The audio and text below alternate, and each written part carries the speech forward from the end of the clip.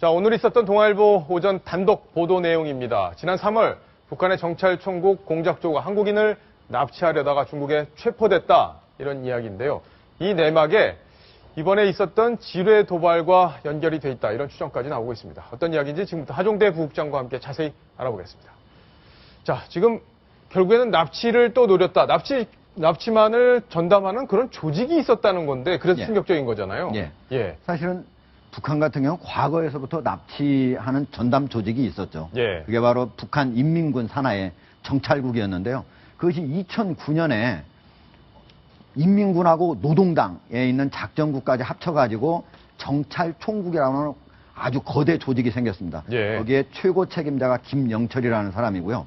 김영철, 이 사람 바로 천안함 사건을 일으킨 아주 그렇죠. 아주 우리 국민들도 다 알고 있죠. 그리고 또 우리 남쪽과 여러 가지 남북 대화를 할 때 오랫동안 나와가지고 남쪽에 아주 정통한 사람 중에 하나입니다. 그리고 만경대 혁명 유자녀 학원하고 김일성 군사종합대학을 나왔기 때문에 군사 분야에도 아주 정통한 사람 중에 하나입니다. 지금 여기 보면 김정은의 군사 분야 과외 선생이잖아요. 그러니까 김정일이 집권했을 때, 김정일이 어렸을 때 군사 분야와 관련해서는 바로 이 김영철이 모든 여러 가지 것들을 가르쳐 준 거죠. 그랬군요. 자, 그러면 이 북한 공작원들이 중국 어디서 한국 사람들을 납치하려고 했는지 그 지도를 보면서 좀 설명을 해 주시죠. 사실은 우리하고 그리고 중국 그리고 러시아 여기 사이가 이제 북한하고 접경이 있지 않습니까? 그렇죠. 그럼 사실은 이 세 개 지역 사이에는 엄청나게 많은 사실 한국과 중국, 러시아, 북한의 첩보전이 이루어지고 있습니다. 이 지역에서? 거기에는 그러니까 이중 간첩도 있고, 삼중 간첩도 있고, 사중 간첩도 있고, 여러 사람들이 있습니다. 그런데 이런 과정에서 서로 사람들을 납치하고 암살하고 이런 일들이 일어나는 거죠. 그런데 그 과정에서는 우리가 순수하게 선교를 목적으로 간 목사나 선교사가 있거든요. 그렇겠죠. 이런 사람들도 의심을 받아서 납치되거나 암살된다는 게 상당히 큰 문제입니다. 그렇군요. 지금 여기 연변 같은 경우에 우리 원래 조선족이 많이 사는 곳 아닙니까? 그러니까 저쪽에 이제 선교사들이 가 있고 또 이쪽 아래쪽에 보면 단둥이라고 있습니다.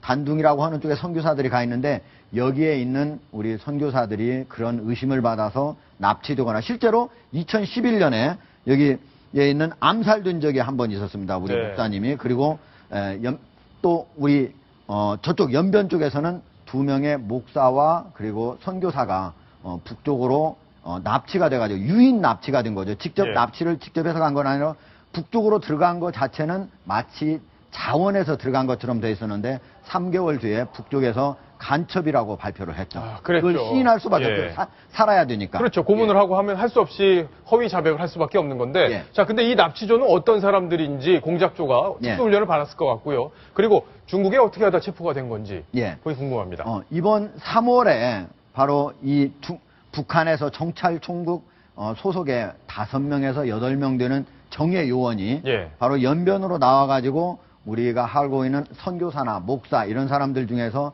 약간의 반북 활동을 하는 사람들을 납치를 하려고 직접 나왔다가 이번에는 제대로 일이 안 돼가지고 중국 공안당국에 체포가 돼가지고 현재 중국 지린성에 붙잡혀 있다고 그럽니다. 그런데 이렇게 붙잡혀 있으면 당연히 북한 당국에서 이 사람들을 구하려고 해야 되잖아요. 실제로 우리 같은 경우에도 요원이 중국에서 잡힌 적이 있었습니다. 우리 아주 어렵게 해가지고 빼놓은 건데요. 여러 가지 양보를 하면서 빼놓은 거죠. 근데 북한 같은 경우는 사람이 너무 많잖아요. 그리고 이걸 인정했을 경우에 이걸 빼오기가 상당히 어렵습니다. 그러니까 현재 북한 당국에서는 이 사람들이 우리나라 사람 아니다. 아니다? 이렇게 주장을 하고 있기 때문에 여전히 현재 수감 생활을 하고 있다라고 그래요. 근데 아까 조금 전에도 언급하셨듯이 과거에 우리 국민을 납치를 한 뒤에 간첩으로 포장해서 선전하는 경우가 있었잖아요. 그렇죠. 구체적인 두 사람을 한 적이 있었는데 하나는 바로 김국기 목사님하고 그리고 최춘길 그 선교사 2사람을 북한으로 납치를 한 다음에 3개월 동안 거기에서 계속적으로 휴유 작업을 거쳐서 스스로 우리가 국정원 남한에서 있는 국가정보원의 첩자로 활동을 아주 우리가 참 양심에 부끄럽게 해왔다 하는 것들을 폭로를 스스로 하도록 이렇게 해서 기자회견을 하도록 한 적이 있었죠. 자, 그 장면을 한번 같이 보시겠습니다. 국정원 첩자 최춘길입니다. 민족의 화합과 통일을 위해 다시는 저와 같은 놈이 나오지 않도록 세계의 양심과 공정한 여론에 호소해 주시길 간절히 부탁드립니다. 제 이름은 김국기입니다. 제가 저지른 범죄 행위는 첫 번째, 북의 최고 지도부와 관련한 중대 국가 비밀 자료들을 체계적으로 수집하여 국정원에 제공함으로써 그러니까 써주는 대로 줄줄 읽었군요. 결국에는. 그렇죠. 예. 저기에서 아니면 간첩 혐의이기 때문에 예. 만약에 저렇게 하지 않는다면 바로 사형을 당할 수 있다고 볼 수 있는 거죠. 그렇죠. 예. 자, 근데 마지막으로 궁금한 거 한 가지만 여쭐게요. 그 중국이 저렇게 북한의 공작조들을 체포한 걸 보면 북중 관계가 뭐 예전치 않다는 그런 것들이 증거로 볼 수 있는 그런 일이 아닌가 하는 생각도 들어요. 예. 두 가지를 좀 보여준다고 볼 수가 있는데, 하나는 이 정찰총국의 사람들이 대부분 그전에는 어디 가냐면 국가안전보위부라고 북한에 이런 이 역할을 하는 예. 곳이 있습니다. 우리하고 우리 국정원하고 비슷한 곳인데요. 거기에서 했는데 김영철이 자기가 김정은한테 한번 좀 자기의 충성도를 좀 과시해 보려고 정찰총국에 있는 사람들을 활용을 한 건데, 이번에 어떻게 보면 실패를 한 거잖아요. 예. 제대로 몰래 잘 데려갔어야 했는데 못했기 때문에 그런 측면이 하나 있고요.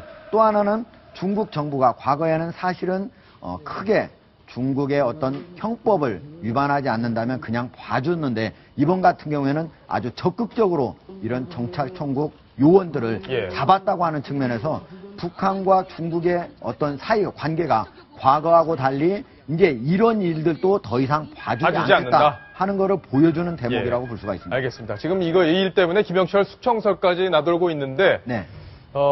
결국에는 뭐 이런 것들이 잡는다면 우리 한국인들이 뭐 중국에서 활동하는데 좀 마음 편해지는 그런 효과는 있을 것 같습니다. 그렇죠. 예, 알겠습니다.